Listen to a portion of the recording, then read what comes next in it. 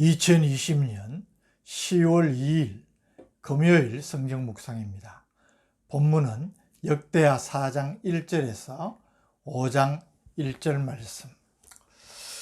솔로몬 왕의 성전 건축 과정을 기록하고 있는 3장, 4장 가운데 3장이 성전 본체 건물 건축을 기록하는 데 비해서 4장은 성전에 비치되고 사용될 기구들의 제작에 관한 기록을 보여주고 있습니다.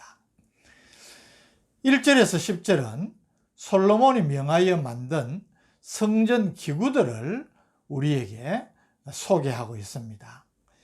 1절은 번제단입니다.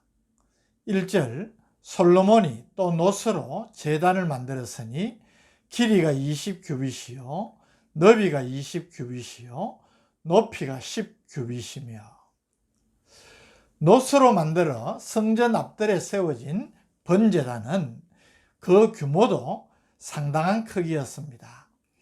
가로 약 9m, 세로 약 5m, 높이가 약 4.5m에 이르러서 모세 시대의 성막에 세워진 번제단보다는 서너 배 이상 더 컸습니다.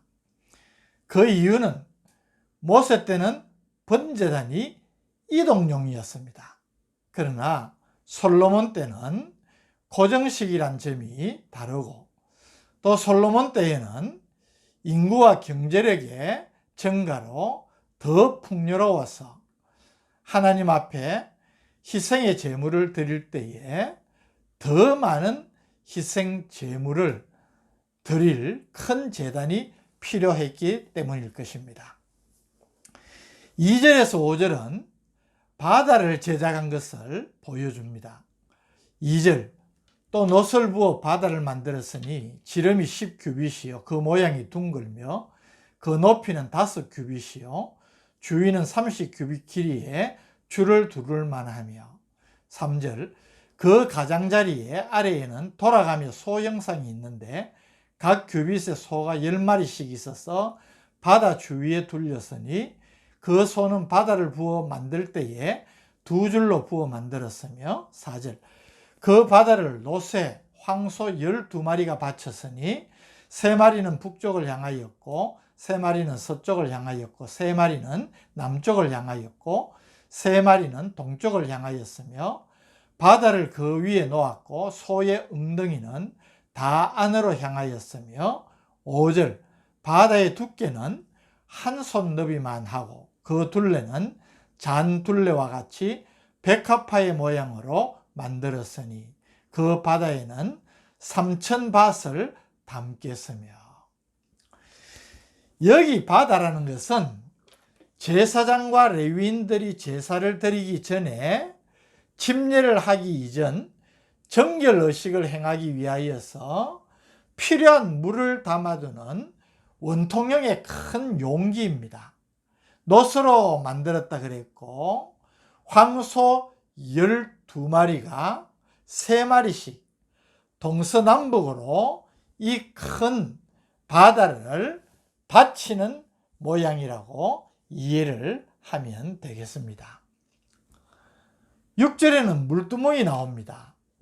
6절 또 물두멍 10개를 만들어 5개는 오른쪽에 두고 5개는 왼쪽에 두어 씻게 하되 번제에 속한 물건을 거기서 씻게 하였으며 그 바다는 제사장들이 씻기 위한 것이더라. 여기 6절의 물두멍은 물을 길어놓고 선 큰 통을 가리킵니다. 10개를 만들어서 좌우에 5개씩 비치해서 번제로 드릴 희생 제물을 싣는 용도로 쓰였음을 밝히고 있습니다. 그리고 그 바다는 제사장들이 씻기 위한 것이더라. 이렇게 기록하므로 물두멍과 바다의 용도가 각기 달랐다는 것입니다.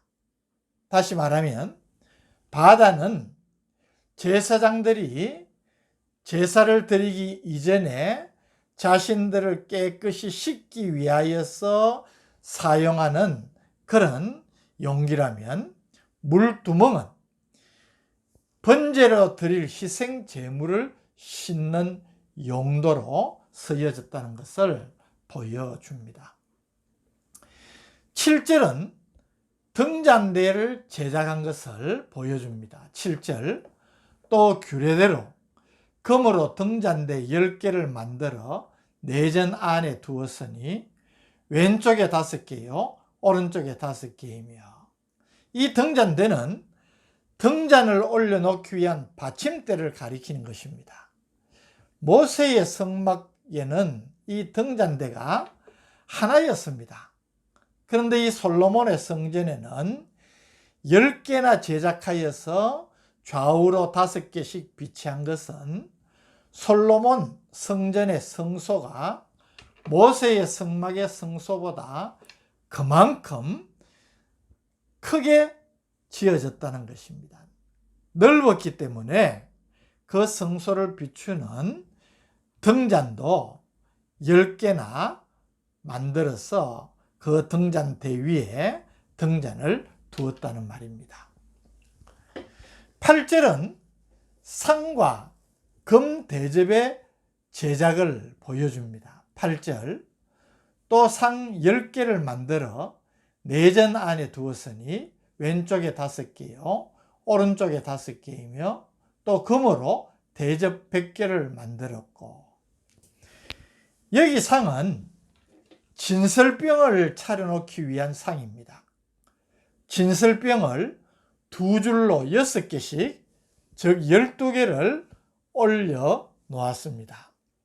그리고 금 대접을 100개나 만든 것은 각종 제사를 위하여서 다양한 용도로 쓰기 위함인 것으로 이해할 수 있는 것입니다.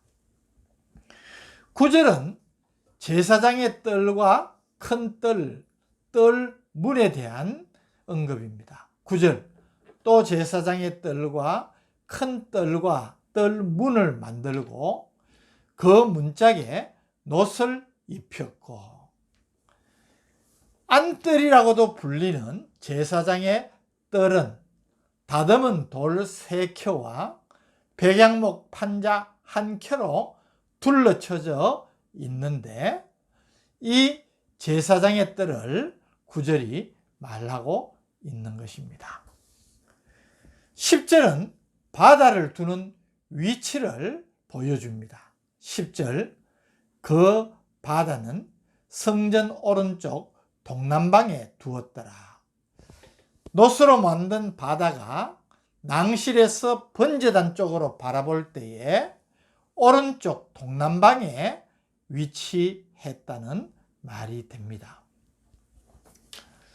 이어서 11절에서 18절에는 기술자, 즉 장인 후람이 두로 왕이 2장 11절에서 16절에 약속한 바대로 성전에 필요한 기구들을 제작한 것을 보여주고 있습니다.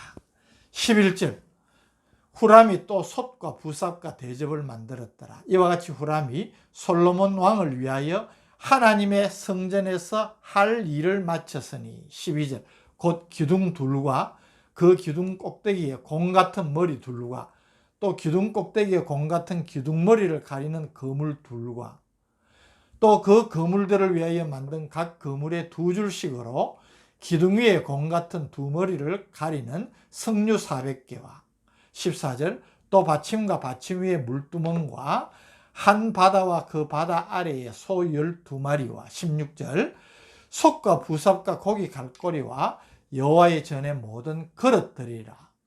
후람의 아버지가 솔로몬 왕을 위하여 빛나는 놋으로 만들 때에 왕이 요단 평지에서 숫꽃과 서레다 사이의 진흙에 그것들을 부어 내었더라. 18절, 이와 같이 솔로몬이 이 모든 기구를 매우 많이 만들었으므로 그 놋 무게를 능히 측량할 수 없었더라. 19절에도 22절까지 솔로몬이 하나님의 성전에 쓰여질 모든 기구를 최선의 정성을 다하여서 제작하였음을 보여줍니다. 이렇게 해서 솔로몬의 성전 건축이 완료되었음을 5장 1절 말씀이 보여주는 것입니다. 5장 1절 솔로몬이 여호와의 전을 위하여 만드는 모든 일을 마친지라. 이에 솔로몬이 그의 아버지 다윗이 드린 은과 금과 모든 기구를 가져다가 하나님의 전 곳간에 두었더라. 3장 1절에서 시작된 솔로몬의 성전 건축의 대역사가 완료되었습니다. 솔로몬 제위 제4년 주전 966년 2월 2일에 착공한 공사가 제11년째인 주전 959년 8월에 완공이 되었습니다. 만 7년여 남짓 걸린 공사였습니다.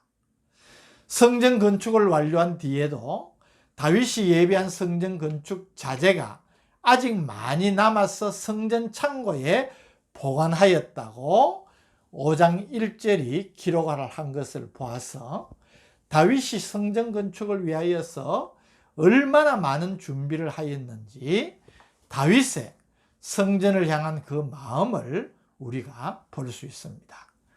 성전 건물이 건축되고 본문에는 성전에 비치되고 사용될 기구들이 제작되어서 성전이 아름답게 완공되어지는 과정을 우리가 보면서 이 말씀을 묵상하면서 상상의 나래를 펴봅니다.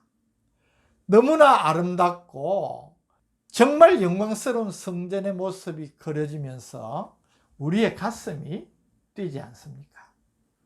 오늘 본문의 말씀을 통하여서 저는 또 한 가지 도전을 받게 됩니다. 이것이 수천 년 전에 예루살렘 성전의 건축 과정만을 보여주는 교훈일까? 사도 바울은 우리를 하나님의 성전이라고 말합니다. 고린도전서 3장 16절 너희는 너희가 하나님의 성전인 것과 하나님의 성령이 너희 안에 계시는 것을 알지 못하느냐. 우리가 하나님의 성전입니다. 여러분이 하나님의 성전입니다. 내가 구원받은 하나님의 백성이라면 정말 나는 존귀한 존재인 것입니다. 아름답고 빛나는 성전을 보면서 가슴 뛰는 감격이 오늘 이 세상을 살아가는 우리를 보고 있는 사람들에게 느껴지고 있을까 생각해 보게 되는 것입니다. 성전 안에 있는 모든 기구는 다 목적을 가지고 제작이 되어졌고 있어야 할 제자리에 비치된 것도 보게 됩니다. 목적 없이 그냥 만들어져서 아무데나 놓여 있는 것은 하나도 없습니다. 우리를 부르시고 세우신 목적이 무엇일까요? 그 하나님의 뜻을 내가 잘 감당하고 있습니까? 성도들에게, 우리의 자녀들에게, 이웃들에게 우리의 존재감을 드러내고 있습니까? 또 모든 것이 조화를 이루고 하나로 성전의 영광을 드러내고 있음을 보면서 우리 자신이 더욱더 온전해짐으로 하나님의 교회를 더 영광스럽고 세상에 소망을 주는 교회로 세워가는 복된 성도들이 되기를 소망해 보는 것입니다. 이 거룩한 소망을 가지고 믿음의 삶을 살아가는 복된 성도들 되시기를 주님의 이름으로 축복합니다. 하나님 아버지, 오늘 우리에게 또 거룩한 도전을 주시니 감사합니다. 우리가 어떤 존재인지 다시 한번 깨닫고 이 거룩한 책임과 사명을 감당하는 우리가 되게 하여 주옵소서. 예수님의 이름으로 간절히 기도드립니다. 아멘.